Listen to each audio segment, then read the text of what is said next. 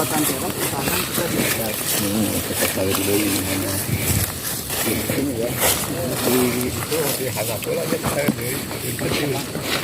Karena sebenarnya boleh dari bawah boleh, dari atas boleh. Cuman biasanya kalau dari bawah uruk lagi. Nah, kita harus kerja 2 kali gitu kan.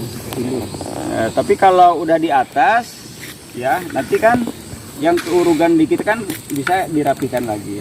Nah, ini ya Bapak sekalian, coba kita lihat, perhatikan. Ini kan udah ada, kemarin kita udah membuat konturnya ya. Nah, kalau tidak dikontur berarti kita arah teras itu tidak akan ketahuan gitu kan. Nah, tapi kalau udah dikontur berarti inilah arah datarnya itu ke samping udah ketahuan. Nah, pertama itu kita akan menggambar dulu ya kemana arahnya.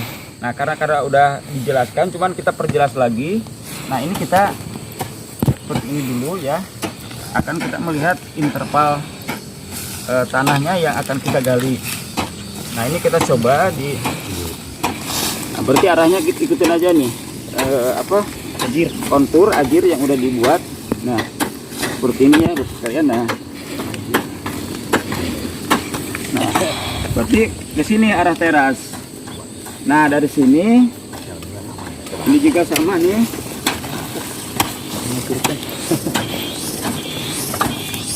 Nah, kita coba tarik dulu ke sini ya. Tanah yang udah didangkul ini kita tarik ke sini. Nah,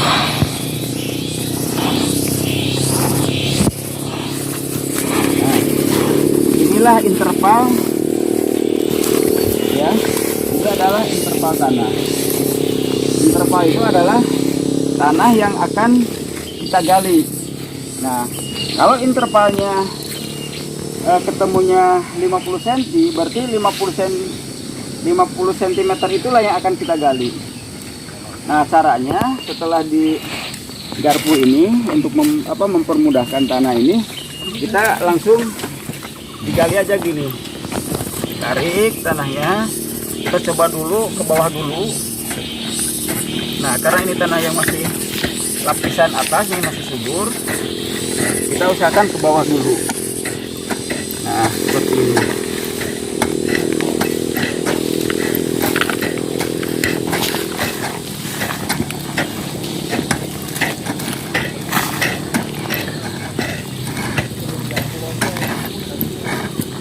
Ya.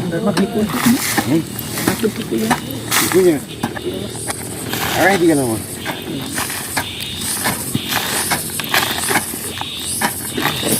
Nah, ini tanah ditarik ke bawah ya.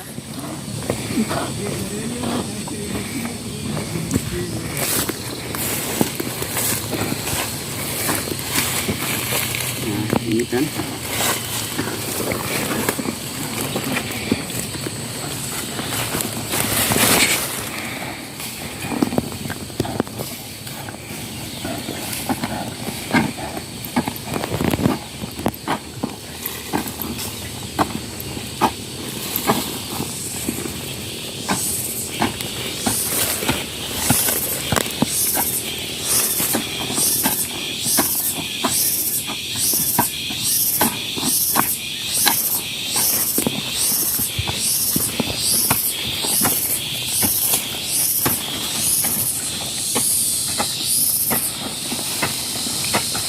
Ini tanahnya karena kita udah hujan, sekarang gembur nih tanahnya nih. Karena salah satu faktor yang menghambat atau memperlambat pembuatan teras itu adalah apabila kondisi tanah ini keras. Nah, tapi kalau dibantu dengan alat garpu ya, mudah-mudahan pembuatan teras ini tidak terlalu lama. Ini Kang, coba ditarik. Nah, coba begitu caranya kan, diuruk. Nah, urugan ini ya, tanah galian ini diuruk ke sini. Nah, itu Terus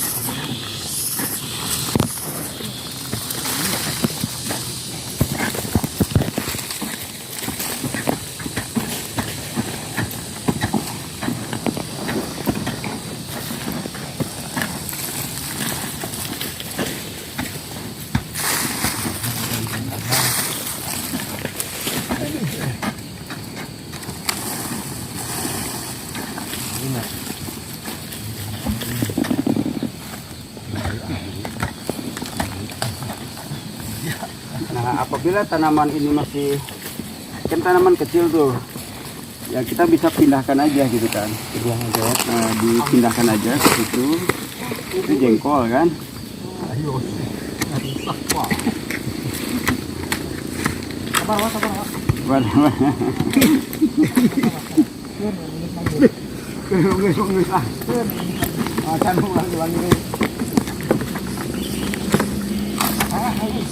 Bahaya ini. Nah, ini tampingannya ya, itu agak dimiringkan. Nah, seperti ini nampingnya. Tengah ini lah. Taruh di tengah ini. Jengkol kan. Enak gini aja. Nanti ketimbun. Ketimbun nanti. Ketimbun lagi. Taruh situ aja.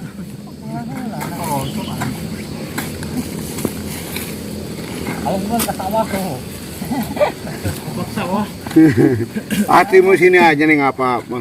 Pinggirnya aja ya. Jadi kan pinggirnya. Nah, Ini padat ya, ini nggak apa-apa, ini dipadat kayak gini. Jadi indik-indik juga nggak masalah, karena semakin padat di sini kan, semakin kuat tanahnya. Nah, setelah di ini dipadatin kan, kalau masih rendah timbun lagi, ini kan.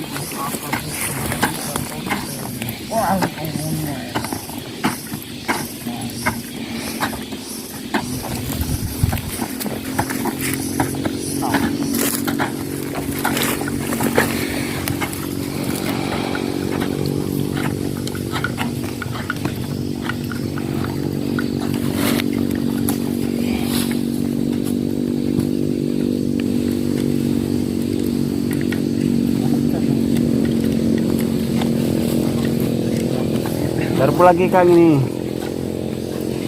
Satu garpuan lagi dan nanti akan ketemu SPA antar teras.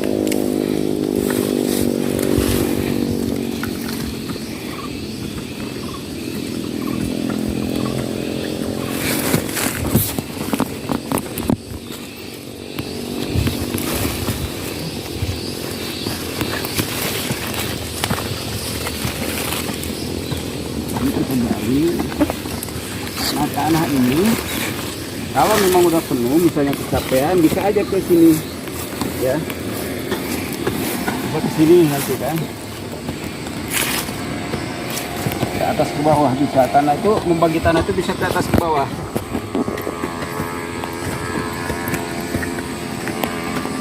Nah, ini kita akan membuat saluran air yang ada di terasnya.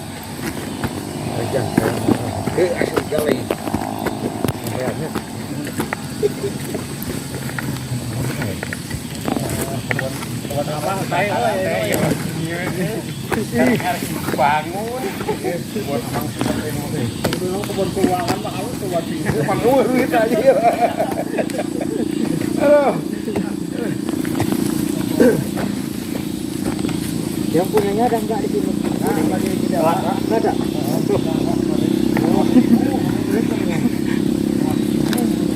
Yang dikatakan bibir teras itu ini nanti ya.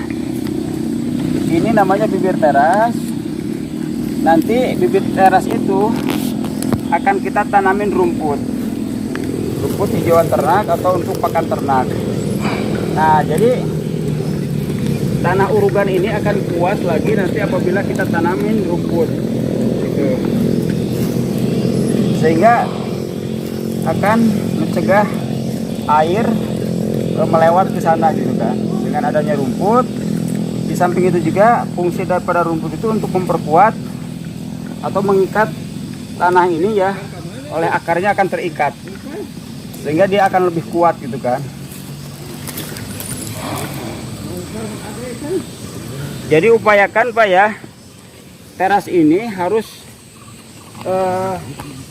tinggi yang ada di sini ya, tinggi sini dengan tinggi situ tuh sama gitu kan, karena udah di.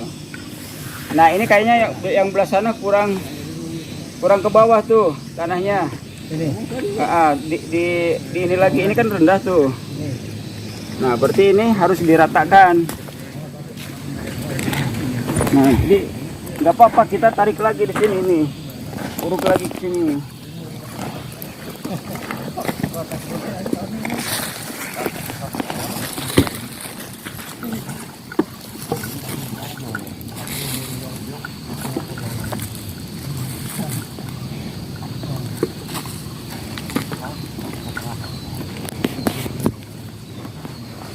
Kata kuncinya ini ya, kalau buat teras itu kata kuncinya, kalau bidang olahnya miring atau SPA-nya di sini miring, itu salah gitu. Karena teras ini adalah sifat datar, dia harus datar karena sudah dikontur. Kemanapun lekukan tanah itu akan diikutin oleh bidang olah teras, makanya tidak akan kelihatan ada yang miring gitu.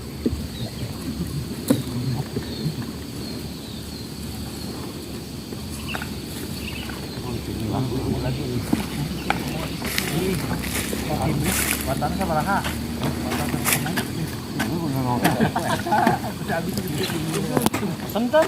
Mari rapi ya, enak dipandang, rapi.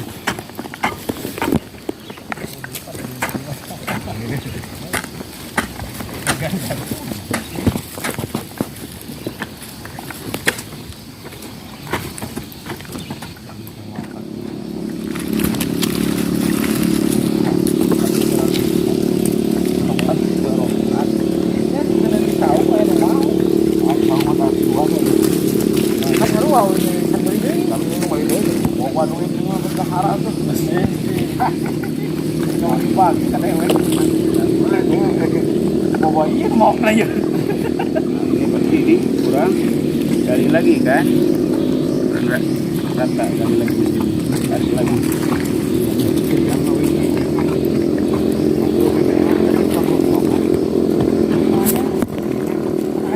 Ini cokot lain mah. Deketnya, deket. Misal ngabokar harus garis.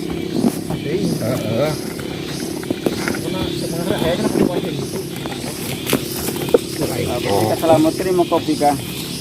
Mudah-mudahan lah ya. Kalau udah. Yang malah tanah di Kurinda. Kirian. Oh iya. Ya coba Bapak kalian perhatikan. Nah, kenapa ada parit ya di sini? Nah, parit di sini fungsinya itu air yang dari atas ya, ada yang tidak tertahan kan, nanti ada gubaran rumput. Nah, air yang sekitar di sini ya, di intervalnya itu kan akan turun ke sini ya. Nah, air yang ada di sini apabila hujan turun kan, nah kan di sini datar tuh. Nah, dia tidak akan lari ke situ, makanya lari ke sini pelan-pelan. Nah, sehingga air itu akan numpuk di sini. Nah, dari air dari sini itu kan dia akan dialirkan lewat sini, itu nanti melalui ke SPA sana nanti kita buat ya. Jadi air itu yang dari terasan itu dia lewat sini ya, terus nah nanti ketemu SPA, nanti dari SPA dia turun ke kali ya atau ke bawah ya, itu kita buat bangunannya, sehingga air itu ketika turun lambat laun tidak akan membawa tanah. Nah, terus air yang banyak juga di sini karena di ini udah tidak ada aliran airnya, dia akan lambat laun masuk ke dalam tanah, meresap ya. Dengan meresap itu otomatis yang air ke sini itu akan sedikit yang melimpah. Nah, gimana? Terus ada apa, Mas? Nggak akan lari istilahnya ya airnya. Iya. Yang akan lari diam di sini. Iya, diam di sini air. Nah, arti kata diamnya bukan diam selamanya. Dia akan turun, lambat laun. Air itu terbuang lewat sini ke sana larinya, bukan ke bawah.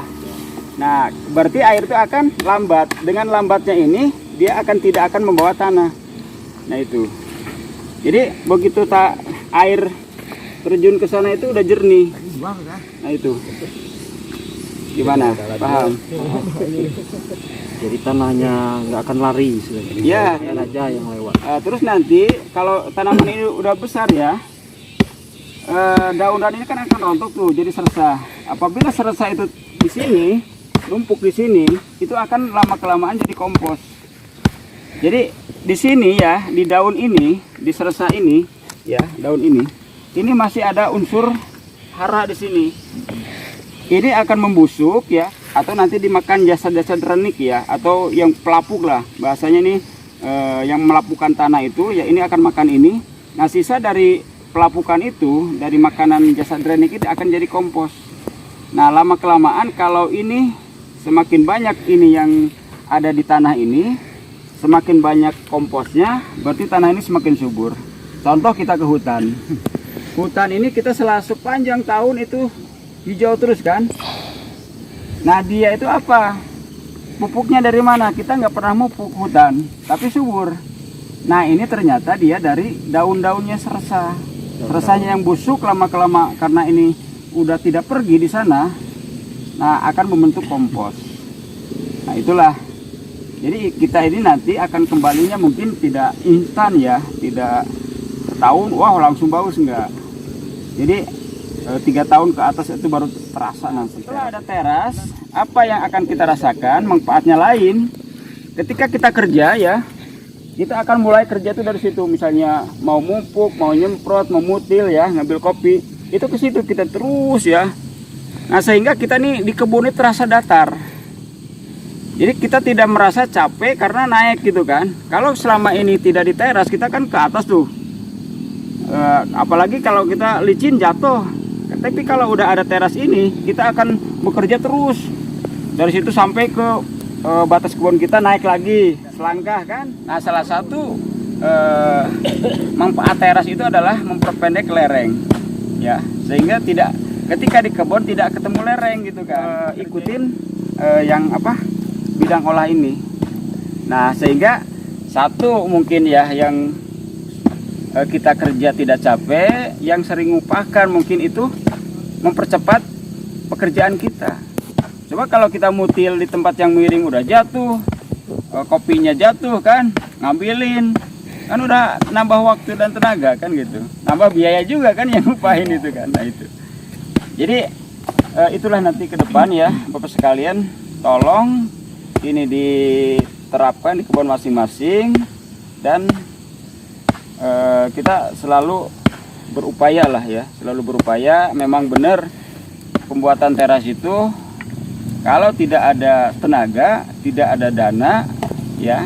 Kalau dana bisa, yang penting tenaga, kemauan itu bisa dilaksanakan di kebun masing-masing. Misalnya kita ya sehari ya mungkin dapat 10 meter, ya mungkin jangan dipaksakan. Mungkin minggu depan buat lagi, yang penting setiap ke kebun ada aksi untuk pencegahan erosi. Nah, lama-kelamaan juga akan selesai. Tapi kalau memang ada biaya dan tenaga, nggak apa-apa, sekaligus lebih bagus kan. Tapi ya itu namanya pembuatan teras itu memerlukan tenaga yang banyak. Gitu. Oke Bapak sekalian ya, ini udah paham?